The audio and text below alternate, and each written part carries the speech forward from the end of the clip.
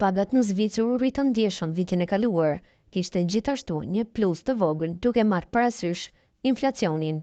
Sipas llogaritjeve nga Zyra Federale e Statistikave, pagat nominale u rritën mesatarisht me 1,8% në vitin 2024, siç thuhet në një komunikim të martën.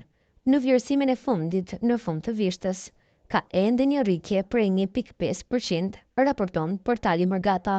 BFS vlerëson gjithashtu se zhvillimi i pagave nominale në bazë të 3 mujorëve, vlera bazohet në të dhënat kumulative të pagave për zhvillimin e pagave bruto, duke përfshirë pagat mujore të 13 dhe mund të ndryshojë me çdo vlerësim të mëtejshëm. Një pjesë e rritjes së pagave u gëlltit përsëri nga inflacioni, duke përfshirë një inflacion mesatar vjetor prej 1,1%.